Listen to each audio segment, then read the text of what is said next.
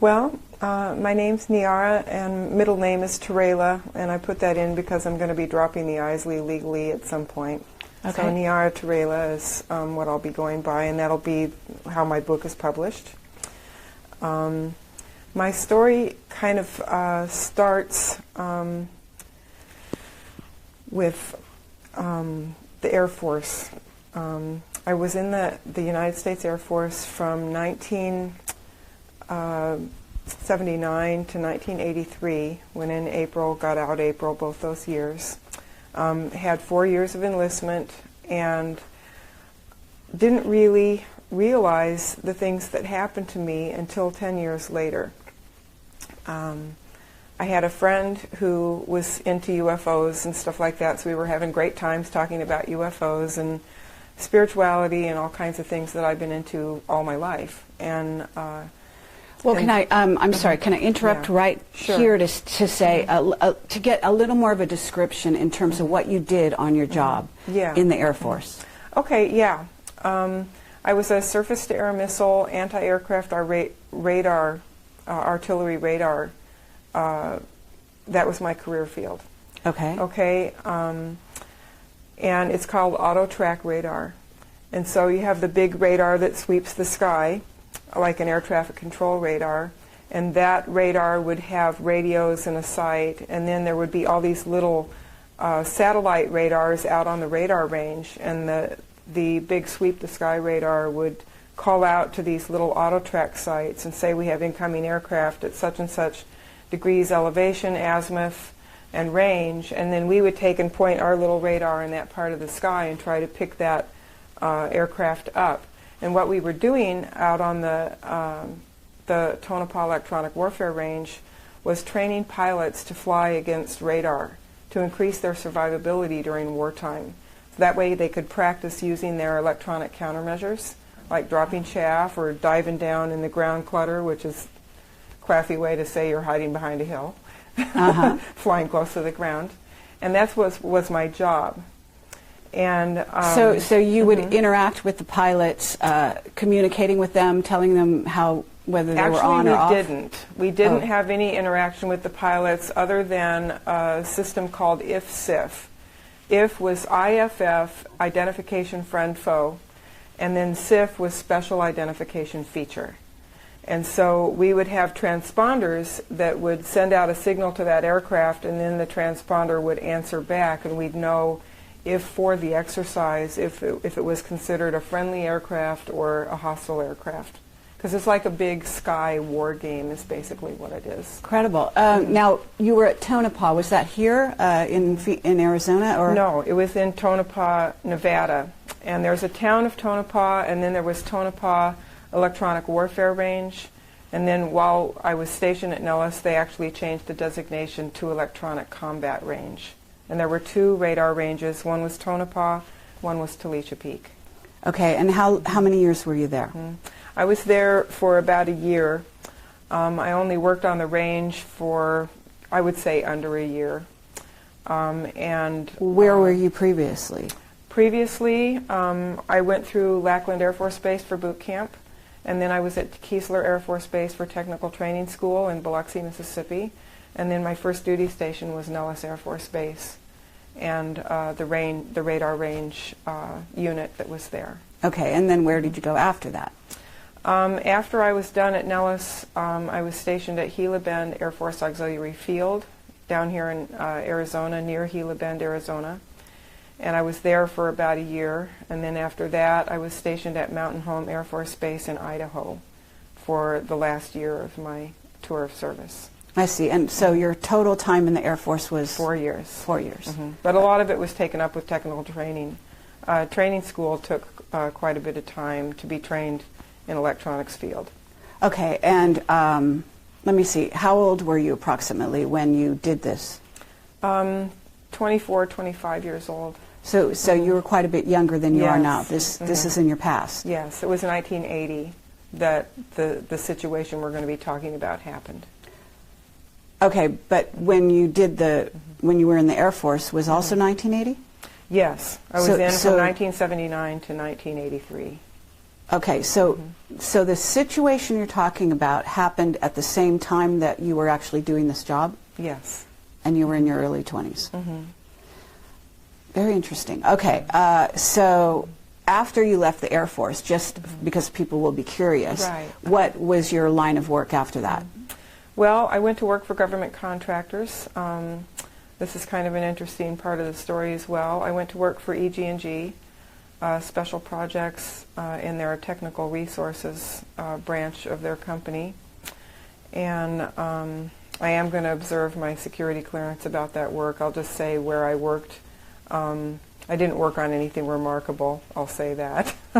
Nothing to be concerned about there. But it does kind of, in hindsight, raise my eyebrows a little bit that I worked for EG&G after the military, and then I worked for another rather conspicuous contractor, Science Applications International Corporation. I also worked for them.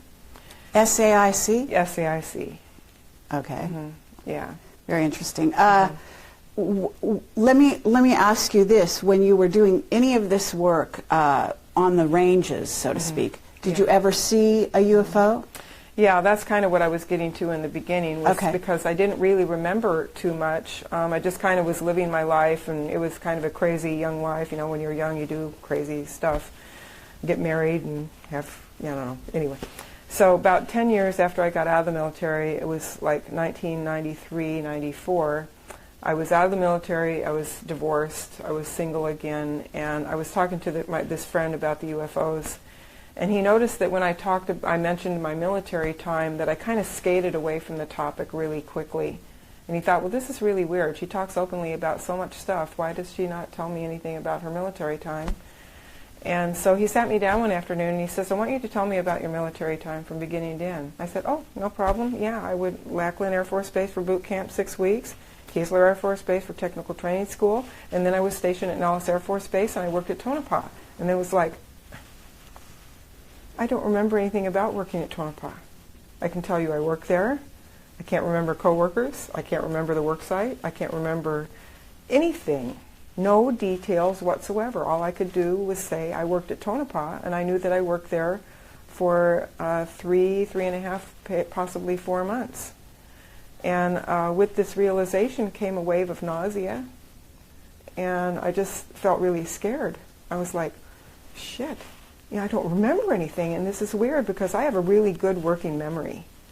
And I was really disturbed. And I think it was either a year or within the year of discovering this 3 months of missing time, at least 3 months, that I ran into Bud Hopkins at the UFO, the Whole Life Expo in Las Vegas, Nevada in 1994.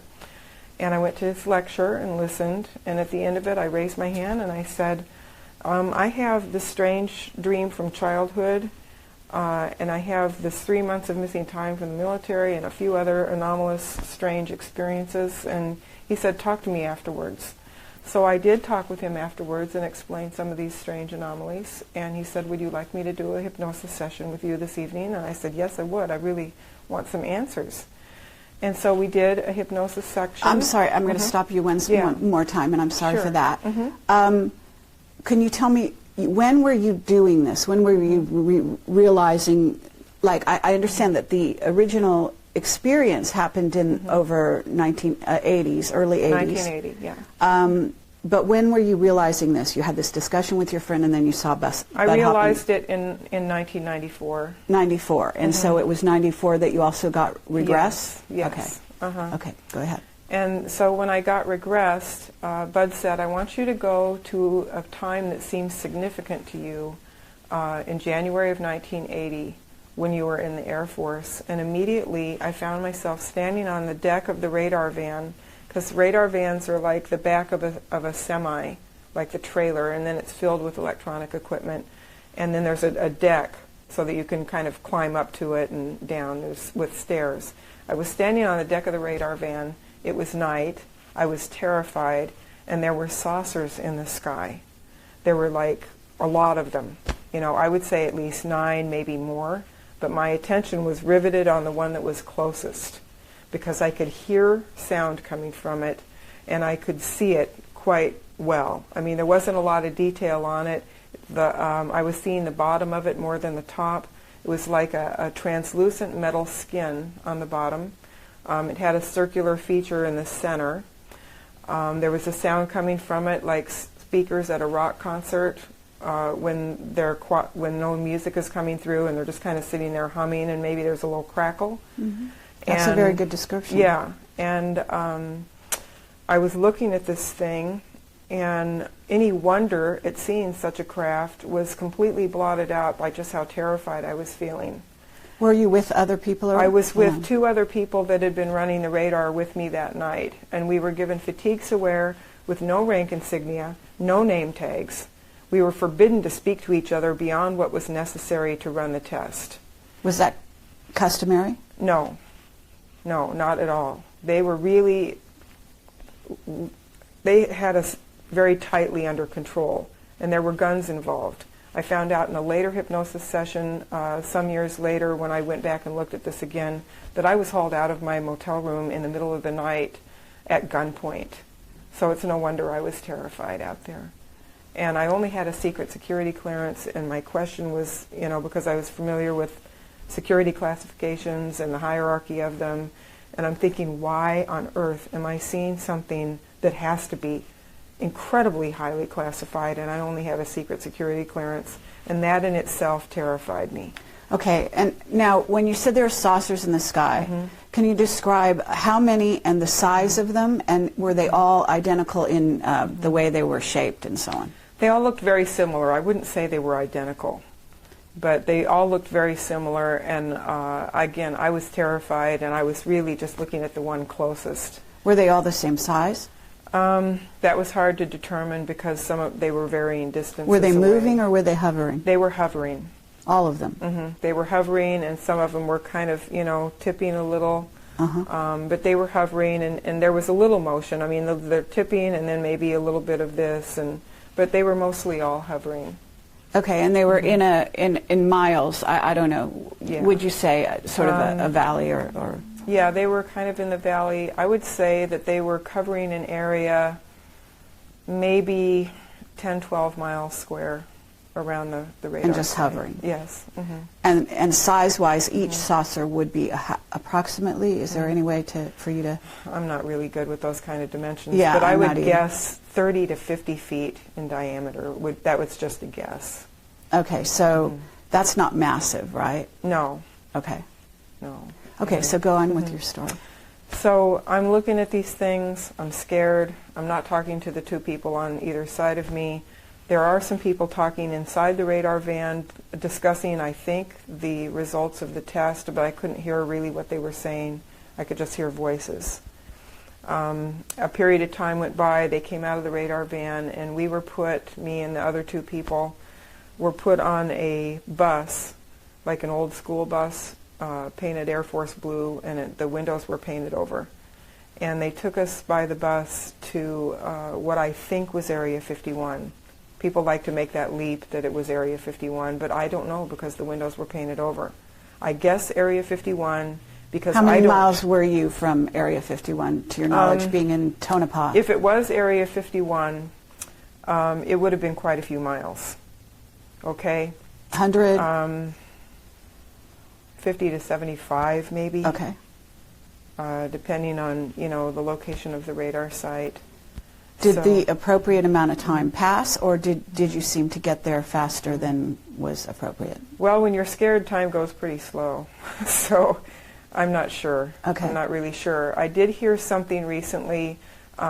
William Pollack was interviewed by Stephen Greer, and they made an agreement that his interview would not be released with the regular Disclosure Project, that it had to wait for release until after he had passed away. Well, William Pollack passed away in the past year, and that interview is now up on YouTube with Stephen Greer.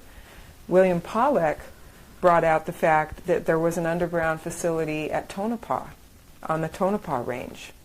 So it's possible that I could have been taken there, too. So it's, you know... Okay, so but you were taken in a van at that point? In a bus, yeah, in an old school bus. In a bus, okay. Yeah. And the other people were in the bus with you or not? There were quite a few people in the bus with I would say 15 possibly. It was really dark, so it was hard to tell, and we were being controlled. So, you know, you just got on the bus and sat down and did something to make sure you didn't get shot.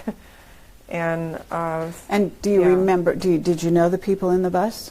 Were these co-workers? I don't recall that I know them. I probably did know some of them, but I was just doing exactly what I was told because my life was under threat as far as I could tell. Okay. So I was just sit there and look straight ahead and keep quiet. And when we got to our destination, we were taken off the bus and we were taken to a medical facility, sat in a fairly large square room, and all of us were sat in these chairs. There were lights coming in from a hallway behind where we were seated, kind of partially illuminating the room, but they kept the lights off in that room. And then one by one they came and got each one of us or called our name, and then we went into a little room that was adjacent to the main waiting room. When it was my turn to go in there was an armed security guard in there standing at parade rest, and I was told to lay down fully clothed on a stainless steel examining table. So I did that. Again, I had to wait, scared to death, and finally a guy in a white lab coat came in, walked past the security guard at the foot of the table, up around the right side of the table, and he said, "Stay calm," in a deadpan voice 3 times. And when he got up beside the right side of my head, kind of like in one smooth move, he'd had a hypodermic needle kind of hidden in his hand in the sleeve of his lab coat, came up one smooth move and injected me in the right side of the neck. And my body just immediately went into trauma. That was about the end of what I looked at in the session with Bud Hopkins. But I did pick it up so I can continue with what happened, because I did pick it up later in the other hypnosis session with Gloria Hawker in 2003. Okay, but just for the benefit of being with Bud Hopkins, because everyone will know that name, and certainly, what happened with him? You revealed this much. He clearly saw that there was more to come, I assume. He did. It's just I was so tense and I was having such a difficult time under hypnosis. I was having just an incredible headache came up with looking at this data. And Bud kept giving me suggestions to try to make it go away, but it didn't really. It would diminish and then it would just come back in force, and the headache was just splitting. And the headache lasted 3 days after the session. And I have to wonder if that was programmed in. Should she ever start make her have a headache, or something? I don't know. Yeah. But so how did you part with Bud at that point? We parted on really good terms. I was very grateful to him for helping shed some light into this area. And I had a hard time accepting it at first because it was so incredibly cruel. And I just wasn't prepared for that. I thought, how does this happen in the United States of America, land of the free and home of the brave? And my whole idea of the country I lived in and had gone in the military to serve just started going up in smoke at that point.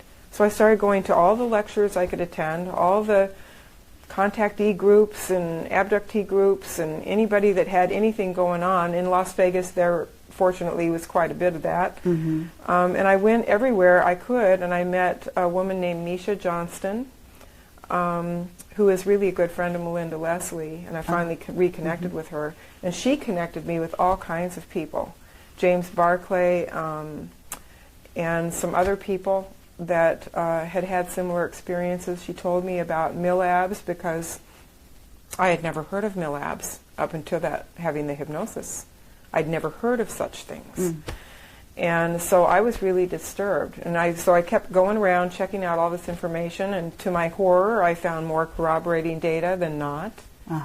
And but at that point, did you you met with another person, a regression hypnosis person? It took me years to get to the next step, to the point where I could even go under hypnosis again and look at what else happened. Really? Okay. Because it was really difficult. It was like being handed a case of instant post-traumatic stress disorder to deal with it. And there was one group, I have to mention this because it was just made my blood run cold.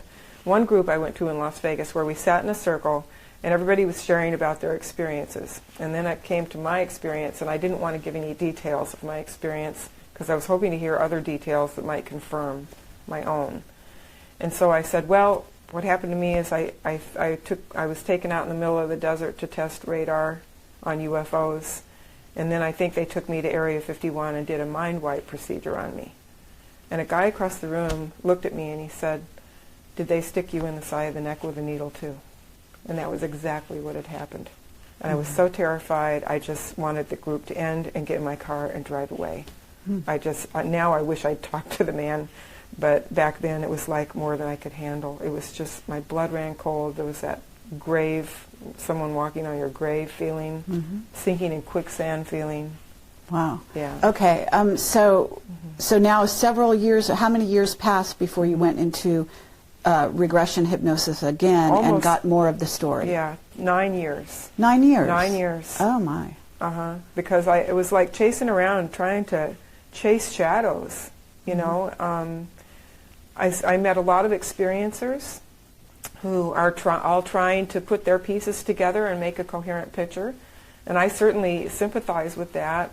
But my life up to that point had been about spirituality and meditation and yoga and health food. And I didn't want to be obsessed with the UFO field, and I could see it coming. And I just thought, you know, this is crazy. The ETs aren't talking, and they have major pieces. And the government's not talking, and they have major pieces. And I just thought, the heck with it all. I'm just going to go back to my meditation, and I'm going to wait till Dan Rather announces on the evening news that we have contact, or, you know, this comes out somehow. You know, I just thought, I'm out of it. I'm not going to let this rule my life. But the essence of a spiritual path is to really know yourself. I'm sure you know that from what I know of you on Project Camelot. And so in my meditation practice and in my life, I'd keep bumping up against this little black box in the back of my mind where I tucked away all that stuff. And then finally, when Bush became president, when the Supreme Court handed him the presidency and stopped the recount, I was really angry about that, and more aggravated PTSD with what happened under the Bush administration.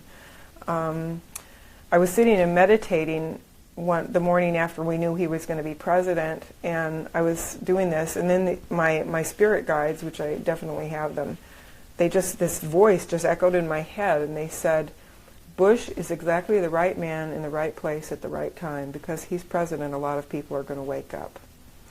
And that they were absolutely right. He was a catalyst for awakening. So, and from then a negative catalyst. A negative, what we would call it, yes. And at that point, because he initiated the Patriot Act, and I was afraid he was going to try to undermine all of our constitutional rights and actually take them away, my PTSD got worse. It got so much worse that I had to seek some kind of therapeutic help to deal with the PTSD.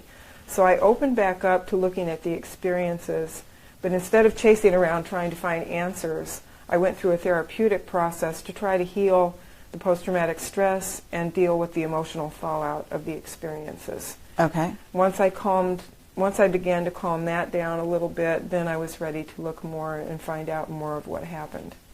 So at this point, you did go into to see a regressionist? Yeah, I saw Gloria Hawker, who has her own book. She wrote Morning Glory, Diary of an Alien Abductee.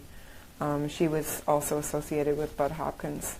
And I met her at the Aztec UFO Symposium in, I think, 2003.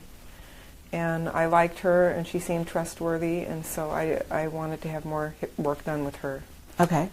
And so kind of picking up where I had the injection and went into shock, when I looked at the situation with her, that's when I found out I had been hauled out of the motel room that night at gunpoint, and that's explained the level of terror I felt in the session with Bud. And then also after the injection happened, suddenly there were 2 security guards on either side of me, and they were pulling me off the table, and we went out a different doorway than the one I had entered that little examining room. And we went down a very, very long staircase, very long, and I assume underground, or further underground. And at the bottom of the staircase there was a little room, and I was tossed in that room, and the door was shut after me. It was like just bare walls, like with a light bulb up in one corner. And I noticed briefly in my shock that I was going through, I noticed there was like a mirror that was like a one-way mirror, a mirror on my side and window on the other. And I thought, they're going to watch me go through this? You know, and so I went through the effects of the injection, and I don't know how to explain it. It didn't seem to hurt. I don't remember pain. But I do remember feeling like I was going to dissolve at the molecular level. And I was afraid of this feeling, and so I laid on the floor and I just curled up in a ball and I screamed, and I don't know how long. I just know a certain amount of time passed and the effect of the injection seemed to subside, and I was laying there exhausted on the floor. And then the 2 security guards came in and took me out, and there were 8 people that had been watching, sitting in chairs. And both security guards sexually assaulted me while these 8 people watched. And I just left my body. You know, I didn't know what else to do. There was nothing I could do. There was a fraction of my attention on the guns in the room, and I thought, if one of these so-and-sos, I'll just say be nice, drops their guard for 1 second and I get a hold of one of these guns, everybody in this room is going to have their brains splattered on the wall. Because I was so angry about what was happening. I was equal measure of rage and terror. Okay. But I didn't get that opportunity. So I just like checked out. You know, whatever happened, happened. I checked out, you know, and just... So how did it end? How did you, you know, do you remember, or was that part of the recall at that point? Do you remember going back up the stairs, for example? I don't remember going back up the stairs. I just remember the rapes happening, and then it seemed like we moved to a different scenario that happened during that similar time. And okay, when you say a different scenario, did you so? Are you saying that because I know that you mentioned something to me that something happened again at a later date? So. This incident that we say you dragged out of your hotel room ended in this way. Somehow we don't know, you know, you getting back on the bus and so on and so forth. You didn't kind of go over that. But how did you get to the next incident, or when did the next incident happen in your understanding?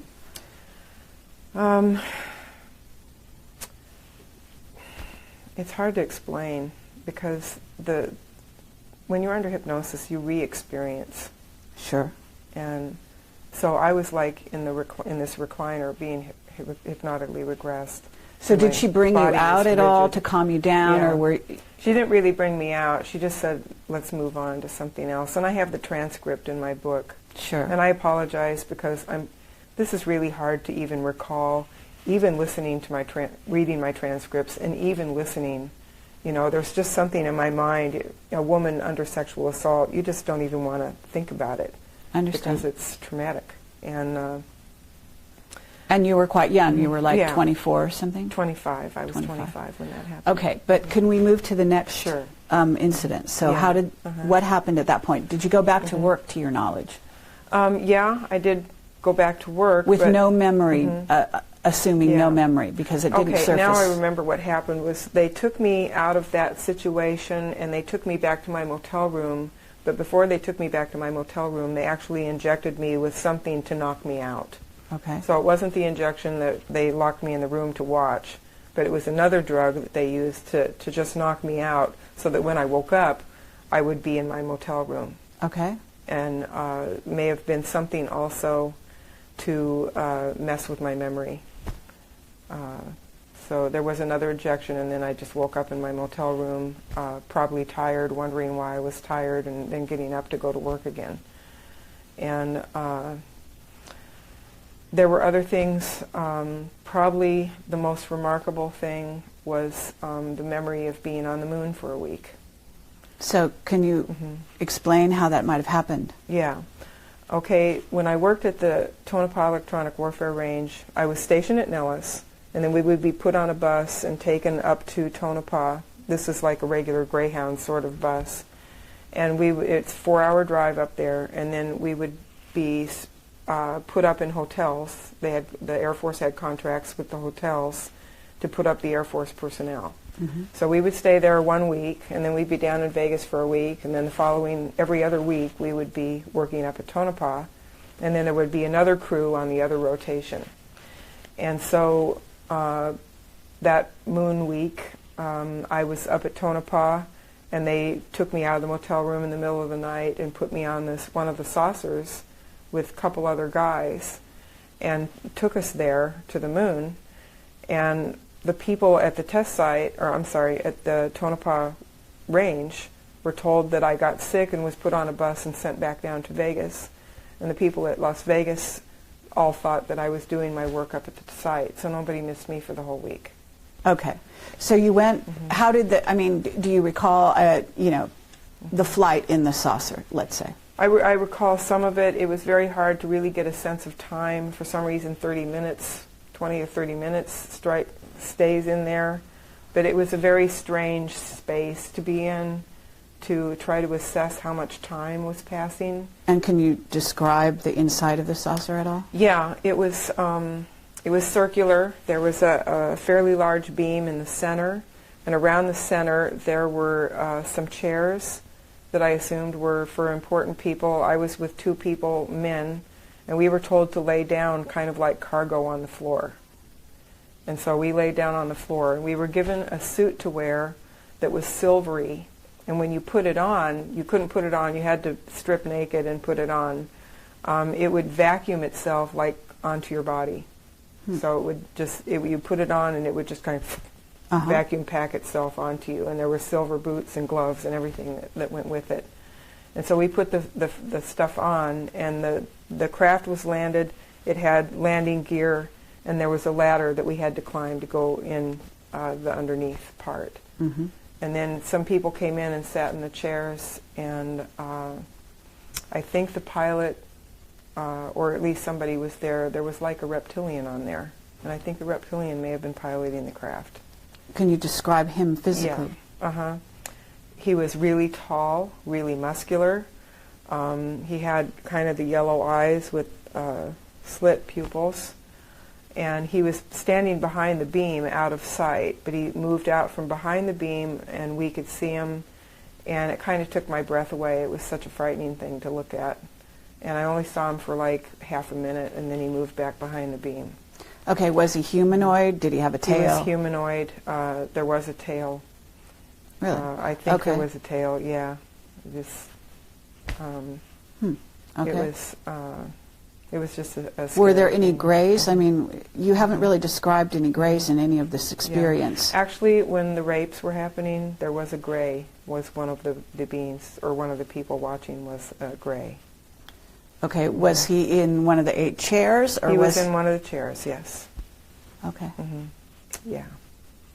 Was he a short gray or a tall gray? He was a tall gray. Okay. Can you describe him at all? Pretty much the classic gray features. Had a little bit of an aged appearance, I would say, kind of gaunt looking. And big eyes, big small eyes, definitely big eyes. And because I'm an experiencer of gray abductions in childhood and through adulthood also, I might be sensitive to their telepathy, because when I was going through those experiences, it seemed like I heard him in my head, and he was kind of thinking, why would these people do this to one of their own people?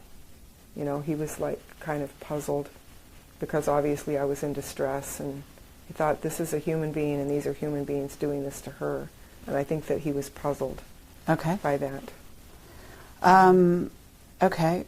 Well, since we will kind of go back into the room with the people, the 8 people, were they male or female? They seemed all male. Okay. All male.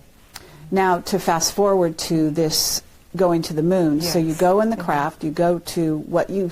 Why did you think it was the moon? Did someone tell you it was the moon? Yeah, they told us it was the moon. There was one blonde security guard that seemed in charge of my debriefings, which meant more sexual assault and injections and whatever. What does that mean? I mean, you just kind of put that all together. Suddenly, you have a blonde security guard, meaning a tall blonde? No. Nothing like Just a Nordic. Nothing like a human? Nordic. No ET. It was a human. A human. Yeah. A blonde like human. a sociopathic human. Because he didn't seem to have any conscience about what he did to me at all. A guy. A guy. Okay. So was he an officer? No, I don't think he was an officer. I think he was private contractor. I don't think he was regular military. Did he wear a uniform? Yeah, he wore desert camouflage fatigues. On the saucer? No, he didn't go on the saucer. He just brought me to the saucer, and he smirked at me and said, "I'll see you when you get back, sweetheart. Have fun on the moon." And then just told me to go up the ladder and lay on the floor. Okay, so the person you laid on the floor with was another person who was being taken to the moon, and that was a guy? Yeah, there were two guys. Two guys. Did you know them? One of them, yes, I did appear to know, but I can't really say his name or But anything. I mean, even now, do you remember who they are? I remember the one because I recognized him. Okay. He was one of the people that worked with me out there. Okay. But I can't really go into anything more than that because he could be walking around without his memory back, and I can't. That has to be his choice. If he has any rattles that he needs to explore, that has to be his choice. Sure. So I have to leave him out of that. Okay, so what happened when you went to the moon? Did you see the moon? You know, did you see the external? I didn't see much of anything because I was laying on the floor, and I couldn't really see a window. I saw a little bit of a window. I saw space out there with stars, but I didn't really see much until we got to the moon and disembarked. And then what did you see? Oddly enough, it's kind of, like a military base, maybe not as sophisticated as bases on Earth, but the same ugly buildings. I thought, why do they put the same ugly buildings on there as they do on the ground? So you saw some buildings? Very utilitarian, yeah. Okay. Did you see, did you see, for example, well, saucers don't really need a runway per se, but did you see runway type Yeah, there places? was like big landing areas, I would say that. And we were taken off, and then we were conducted to these buildings, and my memory isn't all that great because I kind of moved forward in the hypnosis to other things. I was worked very hard there. There was a lot more sexual abuse. What do you mean you were worked hard? In what way were you worked? It's one of the things I've learned about mind control procedures. If you keep someone exhausted, you don't feed them well, you don't allow them, and they're sleep deprived, it helps with what they're trying to do to keep you from remembering too much. So I worked in some electronics equipment, not radar. It was a different kind of electronics, but they thought that my radar skill would translate over to using this other equipment. And it seemed like excavation equipment of some kind, but ultra-modern. And it used electromagnetism to excavate areas with big magnetic plates, electromagnetic plates. And so they were actually still building parts of the base. So the idea was that you were brought to the moon to do this work? Yeah. Okay. And you worked there for a week? Yeah. And then there was a lot of just lifting and hauling, like stacking boxes here and moving stuff here and just, kind of manual labor type of stuff. Really? And, okay. And just how many people were doing this kind of work? There were several. There weren't too many people doing it. Didn't seem like there was crowds of people up there. Quite a few, but... But working with you, were you working with the two people that you came with? They had me working by myself a lot. See. They didn't really want me to work with other people because I might be tempted to talk to them. So they kept me pretty isolated. Okay, and do you remember the beings that were on the moon that were in this, working in this, that you were working around or I saw only human beings. Only human beings? I saw only human beings. Do you happen to know, were you on the dark side or the light side of the moon? I would guess the dark side, but that's only a guess. Okay. And then at night I wasn't allowed to sleep, and again I was kind of passed around for more sex stuff. Okay, so do you have memories of your reaction, or did you ever misbehave or yell or try to get away or anything like that? I was scared. It was kind of like dream walking, in a sense. It was like, well, I know this stuff is going to happen. I don't know what I can do about it. I have a little girl to go back home to that I need to make sure that I'm okay so that I go back home to my daughter. And so I was pretty compliant. You know, I just didn't want to do anything that would get me killed. In the hypnosis where you're revisiting this experience, did you say you didn't dwell a long time on this? No, we didn't dwell a long time on it. Again, it was obviously really upsetting. And so we touched on the experience, and then Gloria moved me into some other area. Okay, and since then, have you revisited it with any other regression people? I looked at it from a very different perspective with Mary Rodwell last year. And I'm sorry. Sometimes it catches up with me. I looked at it with Mary Rodwell last year from an entirely different perspective. Do you want to share that now, or Yes, do you want to move on to something else? Okay. I can share that now because it really does fit. Just briefly, I did the session with Mary Rodwell because as I've peeled away the layers and processed through this whole thing, I've kind of discovered that I may be like one of those wanderers that was born here to have specific experiences and to do certain things.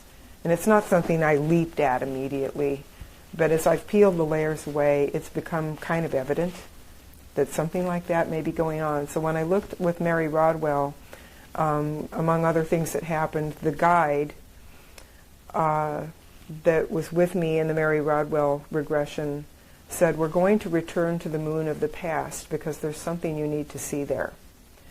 And I said, I don't really want to go near that place again. And he said, we need to go and you need to see this. It'll be okay.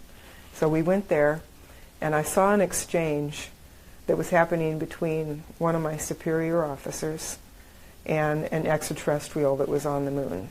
Because I saw that there very clearly that there are extraterrestrial bases on the other side of the moon as well. Okay, when you say extraterrestrial, can you describe the kind of ET you're talking about? It was a rather human-looking ET, but very tall and slender. And would it be the typical Nordic or not?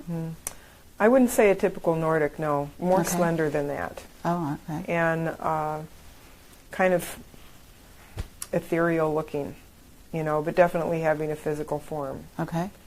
And so I saw this exchange between the ET, this ET, and the superior officer, and the ET was saying to the superior officer, you have no idea who you have there. Do you realize that everything you're doing to her gets reported back to her people? You know, so it was just an interesting thing, and it kind of goes along with this feeling of contact that I've had now for the past several years that just tugs at the edge of my consciousness. And I try to go to sleep and tell myself I'm going to remember what happens when I'm asleep, but I haven't been too successful at that. I brought back one phrase one time, and the phrase I woke up with was, and then you will see a fully representational Earth, because I feel like I attend a kind of cosmic university out there, and I learn things that I'll know at the right time down here. But that was the only phrase I was ever able to bring back from those night. Okay, but when this superior officer was the one who, was this the one talking, the ET was talking, or the superior officer was talking? The ET was talking to the superior officer, saying that. To her people, but who did the ET mean by her people? Well, if we can believe the session with Mary Rodwell, and I do, I'm part of a fifth-dimensional extraterrestrial race that's monitoring what's going on the planet. So you might have allowed these things to happen to you so that you could report. I've come to feel that I had a soul contract before being born in this lifetime, that I came here to have these experiences, and it served multiple purposes. It helped me to resolve some karma from other earthwalks I've had, and I took this particular one on kind of like an undercover person. You know, my people are out there, they're monitoring what's going on, they're very benevolent people, and they want the best for Earth and its people and its life forms. And so they thought, you know, these people are really struggling down here, we need to know what it's like from the inside. So we would like you to go do this. That way you can resolve your other karma and you can provide a service. And one of the other things I remembered from the experience with Mary was that I astral travel to their ship at night, and when I'm asleep, and I would say at least once a week, and sometimes 2 and 3 times a week.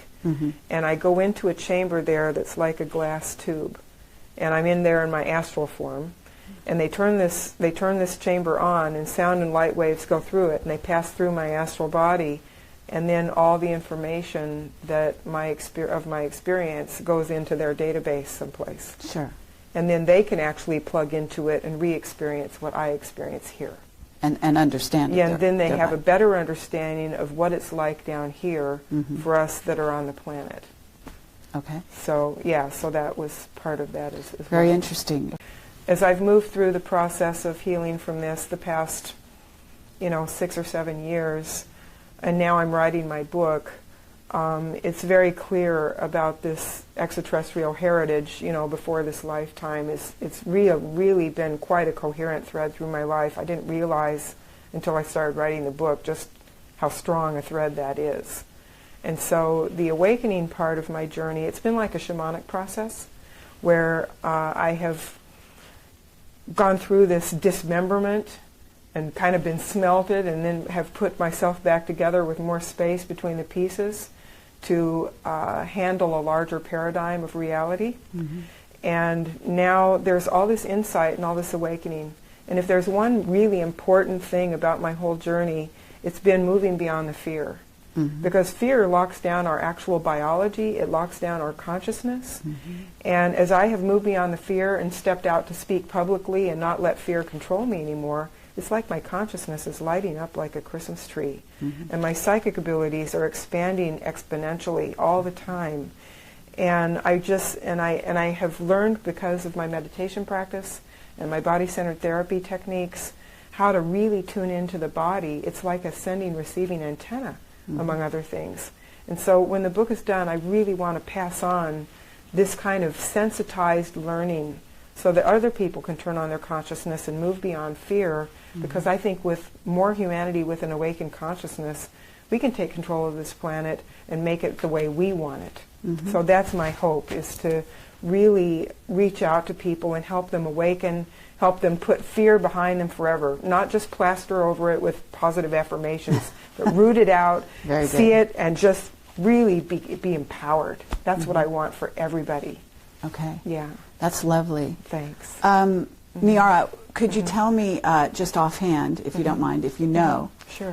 What the beings that you feel that is your race of ETs, what they're like? What do they look like? Are they humanoid? Do you know? When I saw them on the ship, it was like lights moving around with a suggestion of a humanoid form in them. They were brilliant. There was like white gold light everywhere, and there would be a golden light where they were moving around. And when this commander, I don't know what else to call him, he's more like a father or an older brother more than a commander, but commander, he was like in charge. He moved towards me, and he was like glided towards me. It wasn't like walking. He was gliding towards me, and I could see his form, and as he got close, I could see a human face in where the face should be. It was just the most incredibly loving being I've ever seen. He was just amazing. And I could feel how much he loved me, and communicating with him, I would think a question, and before I even got the question finished, he had an answer. So it was, a telepathic kind of exchange. That's very nice. Yeah. Okay, well, Niara, because we have limited time, and you've been very gracious, Thank you.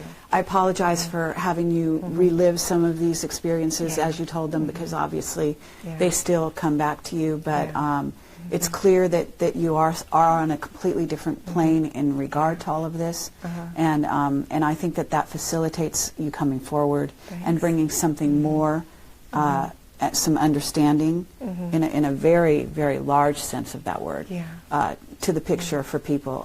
So I want to thank you very much from Project Camelot, and I want to thank you for your service to humanity. Okay, thank you very much. I'm very grateful and very appreciative that you've given me your time. Thank you.